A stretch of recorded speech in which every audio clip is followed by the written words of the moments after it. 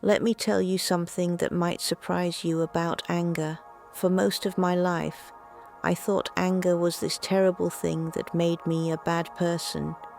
I was raised to be nice, to never raise my voice, to always keep the peace. Yesterday, we explored how to cleanse the energy you absorb from others. Today, I want to dive into something equally transformative: how to transform your anger into pure power. This isn't about suppressing your rage or pretending to be zen all the time.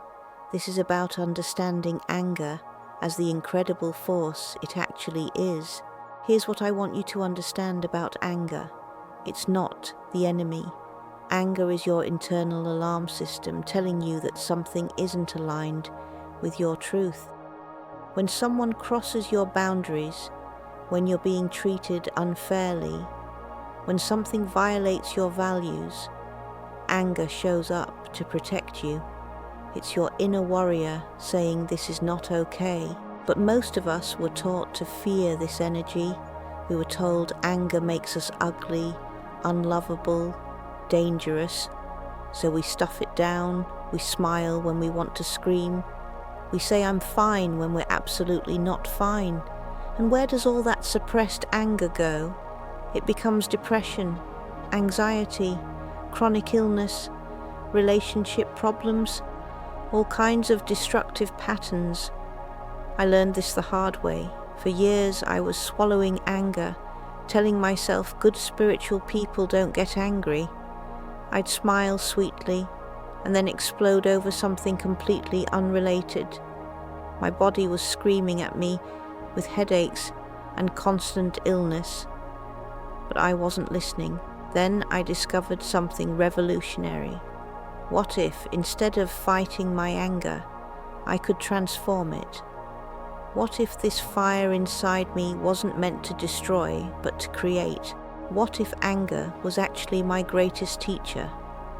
The first step is learning to feel anger without immediately reacting to it. Most people either explode or implode when they get angry. They either lash out and say things they regret, or they swallow it and let it poison them from within. But there's a third option. You can feel the anger fully while choosing consciously how to respond. When I feel anger rising, I don't try to calm down or breathe it away. Instead, I get curious about it. I ask myself, what is this anger trying to tell me? What boundary has been crossed? What part of me needs protection or honoring? This curiosity changes everything. Instead of being overwhelmed by the emotion, you become the observer of it. You start to see that anger contains information. It's your soul's way of saying this matters to me deeply. Here's what's really beautiful about anger transformation. When you honor the message behind your anger, the emotion itself begins to shift. You're not carrying around resentment anymore because you're taking action. You're not bitter because you're empowered. The fire that once burned chaotically becomes focused, directed energy. Anger often contains information about your deepest values. When you get angry about being dismissed, it's not just about that one moment. It's about your core value of respect and equality. When you feel rage about injustice, it's because justice and fairness are fundamental to who you are. Instead of seeing these angry reactions as personality flaws, start seeing them as compass readings.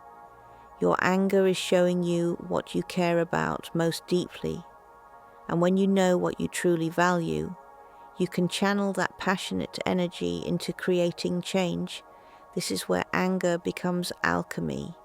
You take the raw fire of rage and transform it into purposeful action. The energy that once made you feel powerless becomes the very force that empowers you to change your life. But let's talk about the anger you might be carrying toward yourself. This is often the hardest part to transform. Self-directed rage is the most toxic of all, because it turns your own life force against you. The breakthrough comes when you realize that even your self-anger contains wisdom. It's saying you deserve better. You're capable of more. Stop settling for less than you're worth. Once you hear the message, you can stop the self-attack and start the self-advocacy. Here's a practice that will change how you relate to anger forever.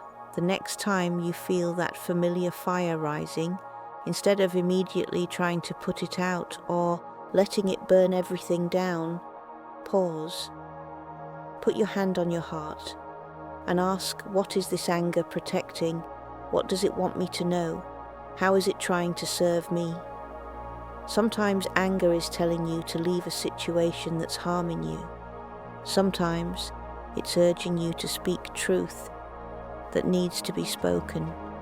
Sometimes it's revealing a passion or purpose you've been ignoring. Sometimes it's simply asking you to value yourself more highly. The key is learning to separate the energy of anger from destructive actions. You can feel intense rage without screaming at someone. You can be furious without saying cruel things. You can honor the fire without letting it burn down your relationships. I developed what I call the sacred pause. When anger arises, give yourself permission to feel it fully for exactly 60 seconds. Let it move through your body. Notice where you feel it physically. Breathe with it. Then, after that minute, ask now, what's the most empowered action I can take from this place? Sometimes the answer is having a direct conversation. Sometimes it's setting a firmer boundary. Sometimes it's making a major life change. Sometimes it's simply walking away from a situation that doesn't serve you. But whatever action you take comes from wisdom, not reactivity. This transformation doesn't happen overnight. It takes practice to learn to dance with this energy instead of fighting it. But gradually you learn to see anger as information rather than enemy. Now, years later, anger has become one of my greatest allies.